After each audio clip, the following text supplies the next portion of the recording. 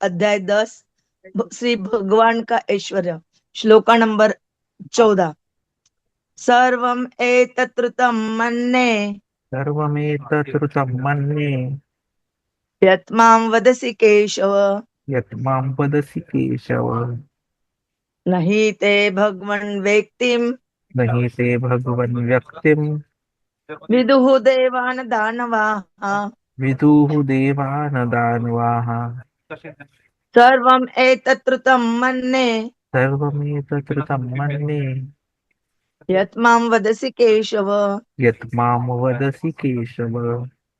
न हि ते भगवन् वेत्तिं नहि ते भगवन् व्यक्तिं विदुः देवाः न दानवाः। विदुः देवाः न दानवाः। सर्वम् एतत्रुतं मन्ये यत् मां वदसि केशव, न हि ते भगवन् वेत्तिं विदुः देवान् दानवाः।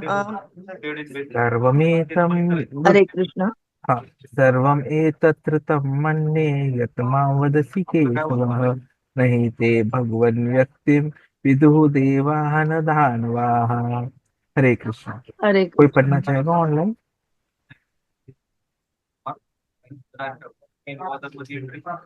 हरे कृष्ण।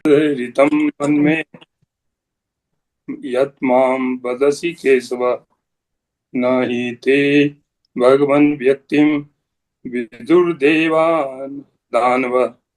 हरे कृष्ण। सद कृष्ण। सर्वमेतादृतं मन्ये यन्मं वदसि केशव, न हि ते भगवान् व्यक्तिं विदुर्देव न दानव। हरे कृष्ण। निशा माता जी, हरे कृष्ण रिया माता माता जी। जी। हरे कृष्ण। सर्वम् एतत् ऋतं मन्ये एतमां वदसि केशव, न हि ते भगवत् व्यक्तिं विदु विदेवा न दानवः। हरे कृष्ण माता जी। रिया माता जी। हाँ, हरे कृष्ण माता जी। हरे कृष्ण। सर्वमितद् ऋतं मन्ये यन्मां वादसी केशव, न हि ते वदति केशव। भगवान् व्यक्तिं विदुर्देवा न दानवा। हरे कृष्ण। हरे कृष्ण। अनुवाद तथा तात्पर्य श्रीला प्रभुपाद जी के द्वारा। जगत गुरु श्रीला प्रभुपाद की जय।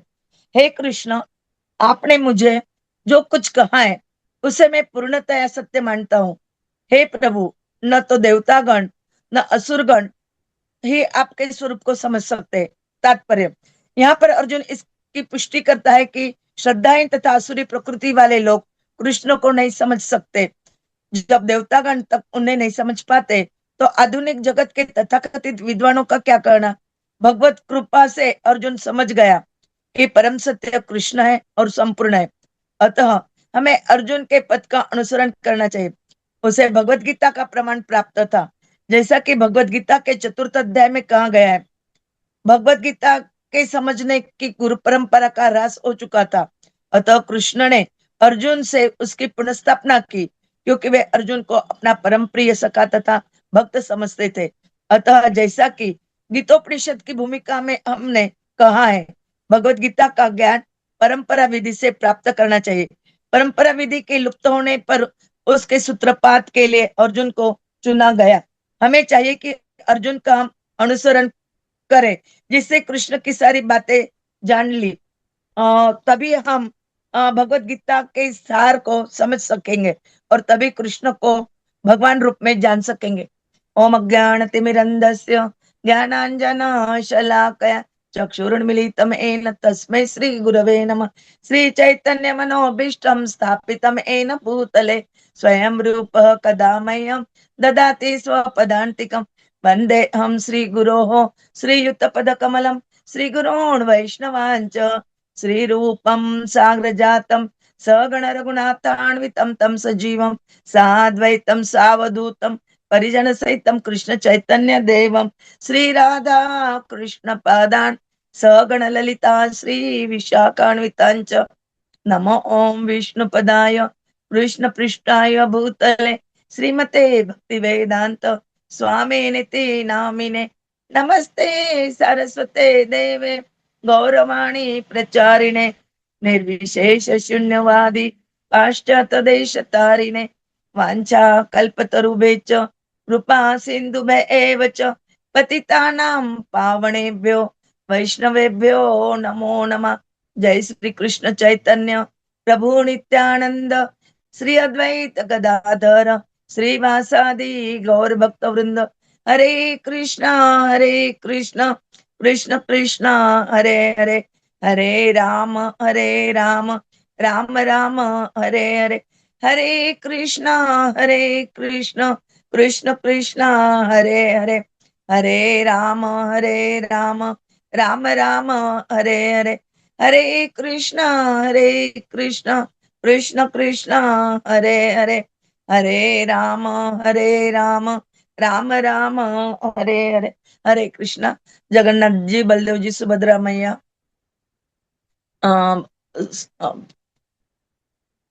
सुदर्शन जी, नित्याई गौर भगवान, कुंज बिहारी, राधा कुंज बिहारी, और आप सभी भक्तों के, प्रभुपाद जी मेरे गुरु महाराज, और आप सब भक्तों के चरणों में मैं प्रणाम करती हूँ। प्लीज स्वीकार कीजिए। कृपा की याचना चाहती हूँ कि मैं जो कुछ बोलूं वो उससे मेरा भी हृदय शुद्ध हो। हृदय शुद्धिकरण का एकमात्र साधन है भगवान की चर्चा करना, और चर्चा करना, और ये एक हमें मार्ग मिल जाता है कि हम भक्ति में आगे बढ़े और हमारे साथ साथ सबको आगे बढ़ाने के लिए प्रेरित करे। तो एक मार्ग मिला है, एक सेवा है, ये सेवा अच्छे से हो सके, यही मैं चाहती हूँ। आज का हमारा जो श्लोक था वह सर्वम एतत्रुतं मन्ये यत्मां वदसि केशव नहीं ते भगवान व्यक्ति विदु देवान दानवा। इस श्लोक में क्या बोल रहे हो? सर्वम एतत्रुतम, ये जो सत्य बोला है आपने, ये मुझे सब मान्य है। मान्य यानी मान्य है। क्या बोला है सत्य? हमने अर्जुन से सुना था कि वो पिछले श्लोक में अर्जुन बता रहे थे कि परम ब्रह्म परम धाम पवित्रम परमम भवान पुरुषम शाश्वतम दिव्यम आदिदेवम अजम विभु। ये जो दोनों श्लोकों में बताए के असित देवल व्यास स्वयं चैव ब्रविषि में, इसमें बताइए, सब बताइए, ये मुझे मान्य है, ये मैं जानता हूँ। और वैसे तो दूसरे अध्याय में ही उन्होंने बता दिया था अर्जुन को कि भगवान कौन है, भगवान की सेवा कैसी करना है। और हमारे ये 10वें अध्याय के दूसरे श्लोक में भी बता दिया था कि और असुरगण, हरे कृष्णा हरे कृष्णा, प्लीज म्यूट कीजिए। न मैं विदुसुरगण प्रभवम न महर्षय अहम आदि देवाणां महर्षिणां च सर्वस्व। ये श्लोक में उन्होंने हमें बता दिया था सुरगण यानी देवतागण भी, महर्षि भी नहीं जान सकते। और अभी इस श्लोक में बता रहे वे न दानवा, और दानव भी नहीं, दानव यानी असुर लोग, वो भी नहीं मुझे जान सकते। तो भगवान को कौन जान सकता है, ऐसे हमारे मन में शंका आ सकती है। और यदि देवतागण नहीं जान सकते, महर्षि नहीं जान सकते, दानव नहीं जान सकते, तो हम कैसे जानेंगे? तो यहाँ पे जो हमारे अर्जुन जो है वो अभी ये 4 श्लोकों में भगवान की स्तुति कर रहे हैं। तो पहले इसमें बता दिया उन्होंने 12-13 श्लोक में कि परम धाम परम ब्रह्म वगैरह आप परम भगवान हो। और इसकी पुष्टि किसने किसने की है? असित देवल व्यास ऋषि, और आप स्वयं भी बता रहे हो कि मैं ही भगवान हूँ। ये सब मुझे मान्य है। नहीं ते भगवान व्यक्ति विदु देवान दानवा, हे वदसी केशव का है। केशव यहाँ पे क का मतलब है ब्रह्मा, और अ का मतलब है विष्णु भगवान, और इश का मतलब है शिव जी भगवान, और वो है जोड़ने का, वह बांध के रखने का यानी। तो ऐसे वो केशव का स्पष्टीकरण किया गया है। तो ब्रह्मा विष्णु महेश ये तीनों भी जो है, ये क्या करते हैं? सृष्टि निर्मिति, उनका मेंटेनेंस और उनका एनिलेशन, ये तीनों कार्य वो तीनों देवता करते हैं। तो ये वे लोग भी कभी कभी भ्रमित हो जाते हैं। आपको याद होगा कि ब्रह्मा कब भ्रमित हुए थे? कोई बता सकता है कब भ्रमित हुए थे? ब्रह्म विमोहन लीला। यस, ब्रह्म विमोहन लीला में ब्रह्मा भ्रमित हुए थे। और कौन से कृष्ण लीला में कौन भ्रमित हुआ था? फिर शिव जी कब भ्रमित हुए थे? कौन कौन भ्रमित हुआ था कौन सी लीला में? ये भी आप बता सकते हो तो बता दीजिए, मैं इंद्र जानना चाहूंगी। इंद्र भी भ्रमित हुए थे, गोवर्धन और लीला में। गोवर्धन लीला के बाद वक्त। यस। देन और शिव जी बाद में भी, शिव जी कब भ्रमित हुए? जब वे रात मतलब वहां पे गोपी बनकर आए, गोपेश्वर महादेव बनकर रह गए, फिर वे भ्रमित हो गए थे कि ये शिव जी ये है। फिर शिव जी का एक और है, जब वे प्रद्युम्न के साथ लड़ाई होती है, उस वक्त भी कृष्ण आकर शिव जी बाणासुर युद्ध में। बानासुर युद्ध में, वो बाणासुर युद्ध में। बानासुर और फिर युद्ध, मोहिनी रूप में भी। मोहिनी रूप में भी। हाँ, तब भी वो विभूत यानी भ्रमित हो जाते हैं। यस। तो ये इतने हरे बड़े बड़े देवता भ्रमित हो सकते हैं, तो हम। कृष्ण माता, माता जी, हाँ, इसमें ब्रह्मा जी भी आएंगे जब उन्होंने उनके दोस्तों, उनके मित्रों को बेहोश कर दिया था, मतलब, और वो ले गए वही थे। ब्रह्म और विमोहन लीला है। उसको ही ब्रह्म विमोहन लीला बोलते हैं। तो ये तीनों बड़े बड़े देवता यदि भ्रमित होते हैं, हम तो एक साधारण बद्ध जीव है, पतित जीव है। हम इस बद्ध जीवन में अटके हुए हैं। हमें तो कुछ भी पता नहीं, ना ही हमने भगवान का सहारा लिया है, ना ही शास्त्रों का ज्ञान है हमें। तो फिर मोहित नहीं हो गए क्या हम? ये मन में शंका आती है। मोहित होना ये ठीक बात है, लेकिन उसमें से बाहर पड़ने के लिए हमें भगवान का ज्ञान प्राप्त करना जरूरी है। और जब हम ज्ञान प्राप्त कर लेते हैं, हमें साधन मिल जाता है कि भगवान की शरणागति लेना है। और इसीलिए जो वो ज्ञान परंपरा में आने वाला ज्ञान खंडित हो चुका था। सूर्यदेव भगवान को जो कहा गया था, वो तभी भगवान कृष्ण अर्जुन को अपना ये साधन बनाते हैं। और अर्जुन के द्वारा वो पुनः वो उसकी स्थापना करते हैं। अर्जुन को क्यों चुना? क्योंकि वो प्रिय मित्र भी है, सखा भी है, उनका दोस्त भी है, और शुद्ध भक्त भी है। और इसी कारण उनके द्वारा हमें ये सब ज्ञान प्राप्त कर रहे हैं, प्राप्त करवा दिया है। तो यहाँ पे वही आया है कि ये ज्ञान प्राप्त करने के बाद, अभी देखो कोई कोई क्या बोलते हैं, अरे मैं तो भगवान को मानता हूँ या मानती हूँ, लेकिन मैं कृष्णा को नहीं मानती। इसका मतलब क्या हुआ? भगवत गीता को मानती हूँ, लेकिन गीता में जो कृष्ण है उनको नहीं मानती हूँ। इसका मतलब क्या हुआ? कि हमने गीता पढ़ी ही नहीं। क्योंकि सपोज एक छोर है, उसके एक छोर को मानना और एक को नहीं मानना, ये कौन सी बात हुई? इसको इस शास्त्र में अर्ध कुक्कुट न्याय कहा गया है। तो एक चीज को मानना और दूसरे को छोड़ देना, ये बराबर नहीं है। तो इसमें मैं एक आपको समझाने के लिए दो तीन उदाहरण दूंगी, क्योंकि यदि सब देते बैठी तो हमें समय नहीं पूरेगा। यहाँ पे भगवान ने हमें बताया है कि जो लोग हैं कि भगवान को भोग बताते हैं, लेकिन वो भोग बताया हुआ प्राशन नहीं करते, या फिर भोग नहीं बनाते और अपने खुद की इंद्रिय तृप्ति के लिए बनाते हैं। तो ऐसे लोगों को बोलते हैं कि जो खाते हैं वो पाप खाते हैं, ऐसे हमें बताया गया था। तो यज्ञ अशिष्ट अशिन संत मुच्यते सर्व किल्बिषै भुंजते ते तु अगम पापाय पचंती आत्म कारणात्। भगवान के भक्त सभी प्रकार के पापों से मुक्त होते हैं जब वो भगवान को भोग लगाया हुआ प्रसाद ग्रहण करते हैं। तो क्योंकि वे यज्ञ में अर्पित प्रसाद ही खाते हैं।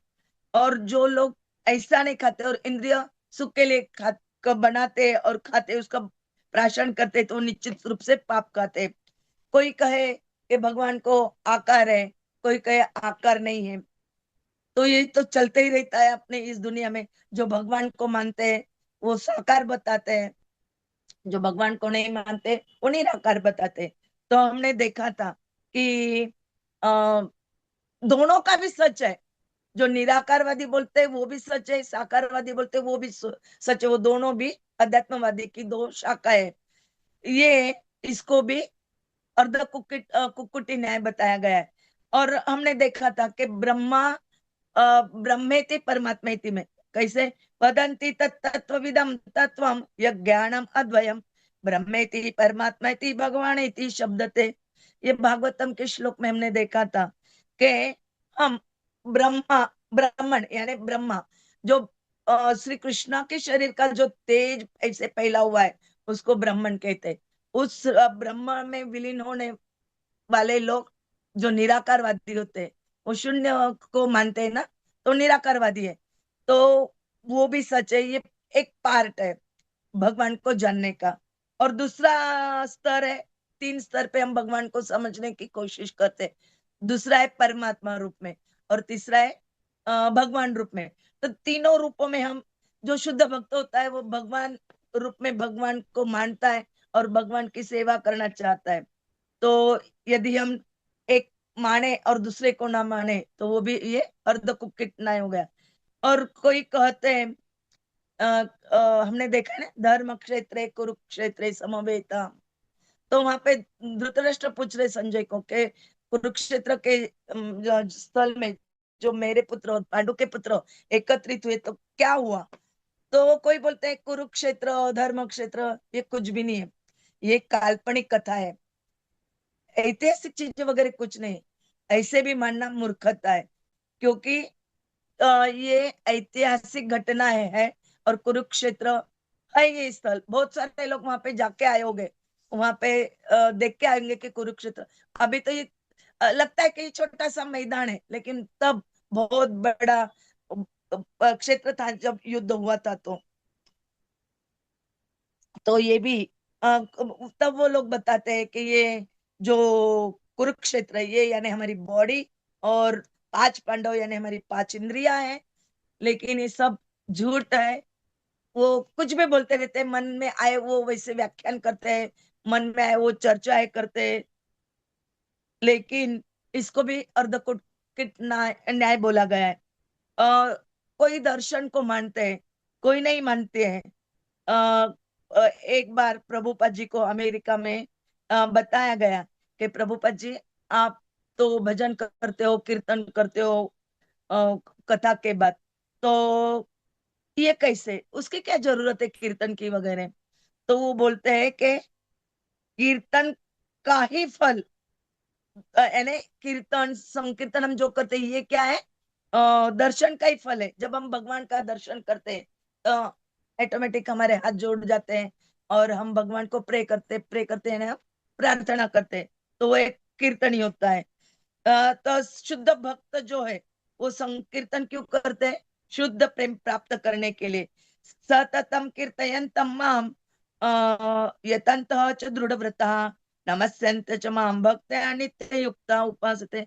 भगवान ने भी कहा है कि जो सतत निरंतर 24 घंटे दृढ़ निश्चय होकर मेरा प्रार्थना करता है, पूजन करता है, वो मुझे पूजता है।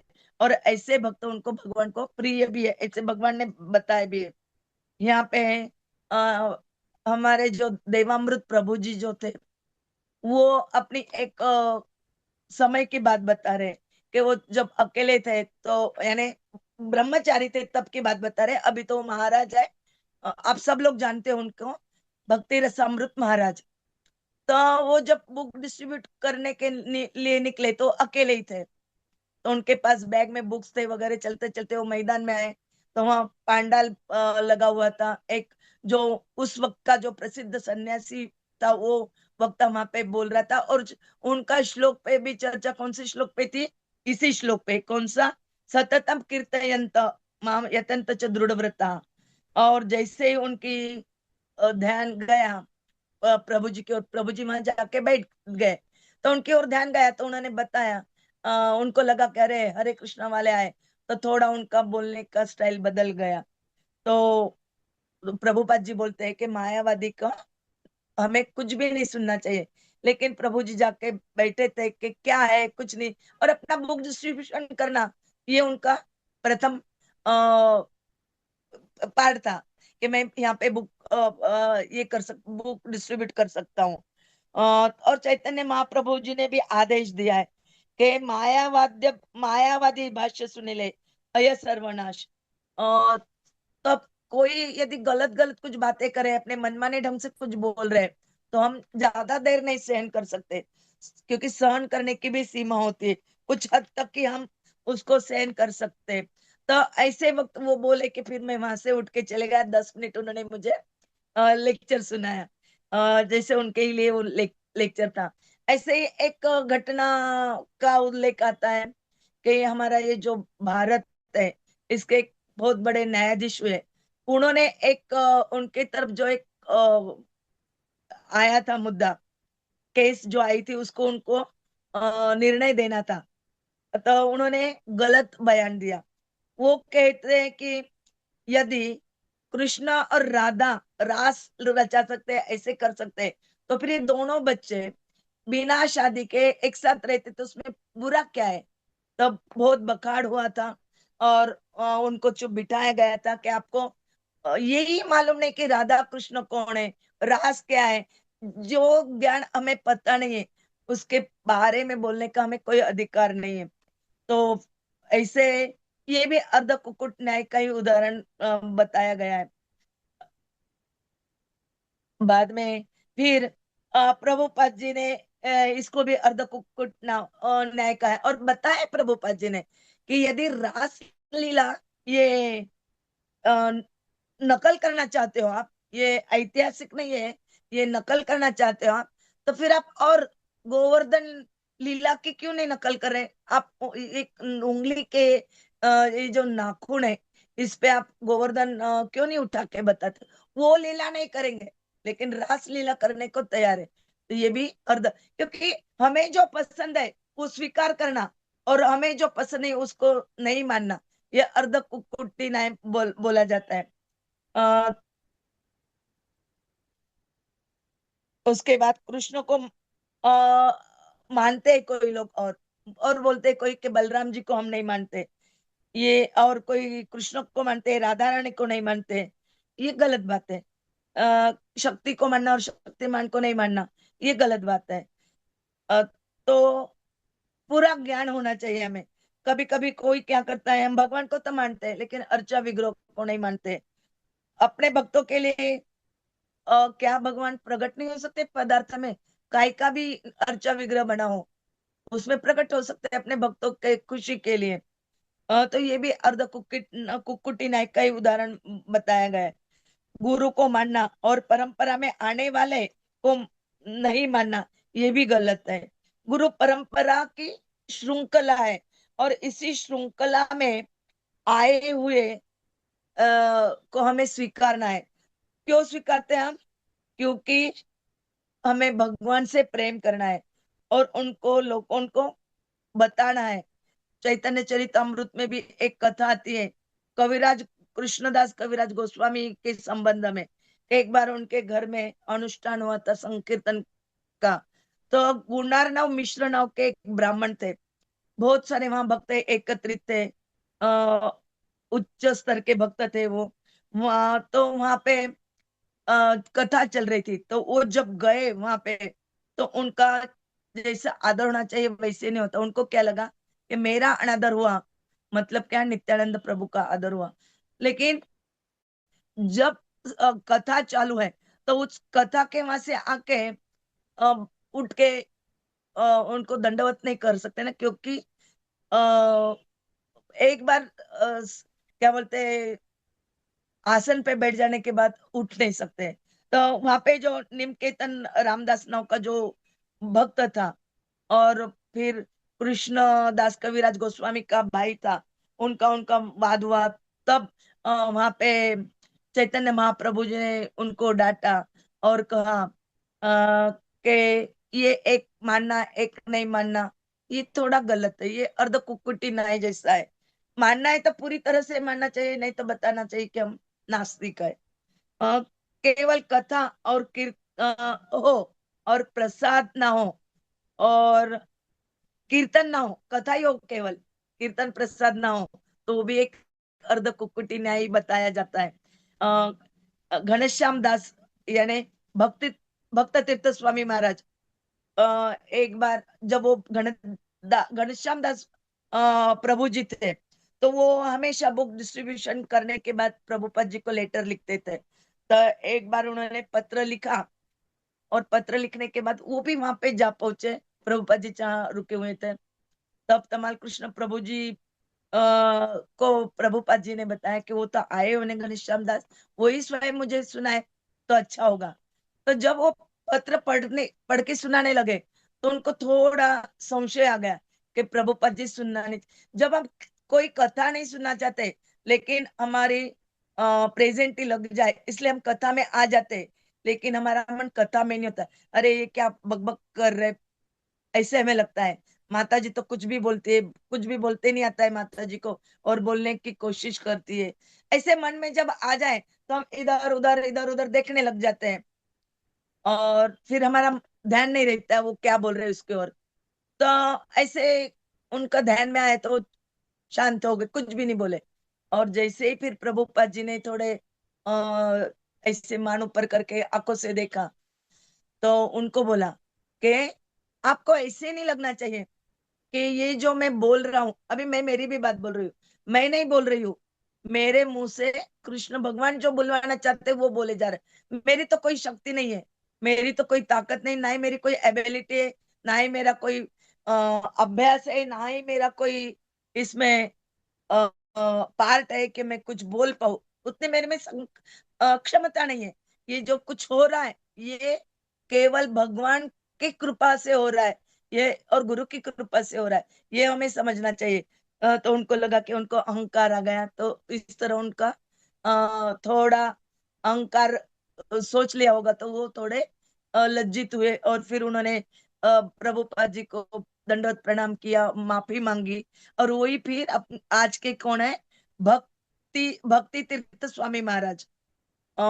ऐसा कहा जाता है कि as soon as you do something nice, हम कुछ अच्छा करते हैं। अभी मैंने बताया ना कि हम सोचते हैं कि ये मैंने किया, मैं,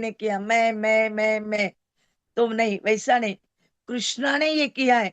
जब हम ये सोचेंगे तब क्या होगा, हमारा जो मिथ्या अहंकार है उस मिथ्या अहंकार से हम बच सकते हैं।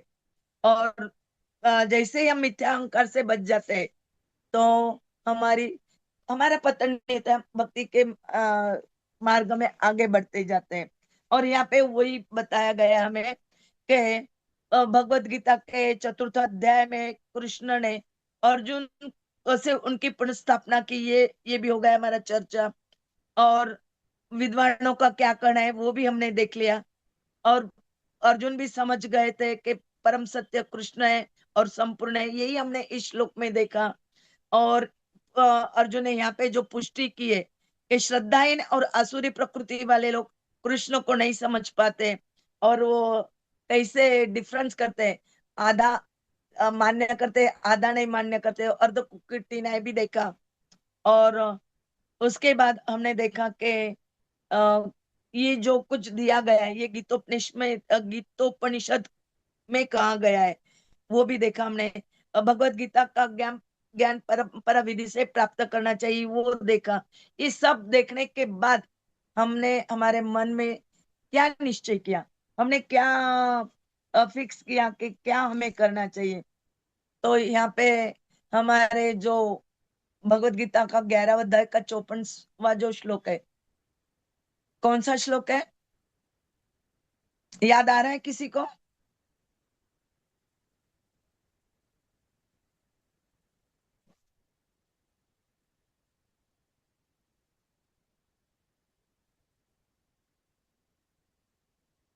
भक्त्या तो अनन्या शक्य अहम एवं अविध अर्जुन, ज्ञातुम द्रष्टुम च तत्वेन प्रविष्टुम च परंतप।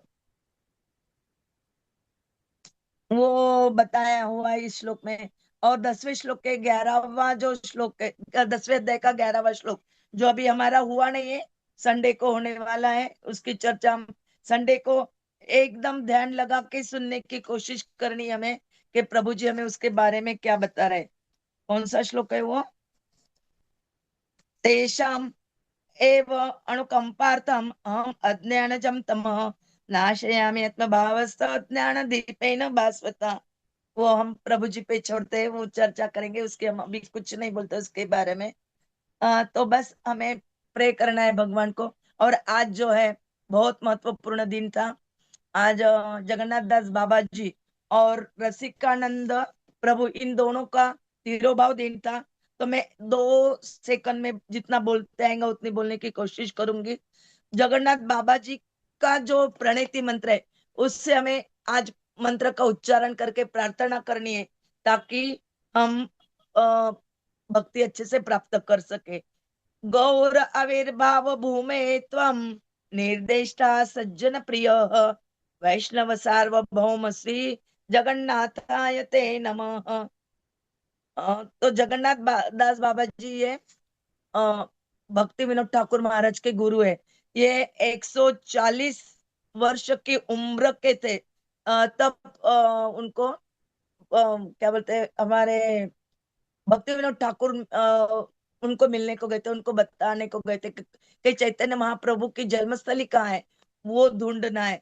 तो वो उनके जो असिस्टेंट थे, वो उनको टोकरी में ले लेके घूमते थे और उनको घुमाते थे। तो ऐसे उनको सिर पे टोपरी में लेके घूमते वक्त जैसे ही वो चैतन्य महाप्रभु का जन्मस्थल आया, तो वो क्या टोकरी से उछाल लगा के वहां, जबकि वो असमर्थ थे चलने में, तो उछल लगा के वो नाचने लगे और बोले यही स्थल है, यही स्थल है, ऐसे कहने लगे।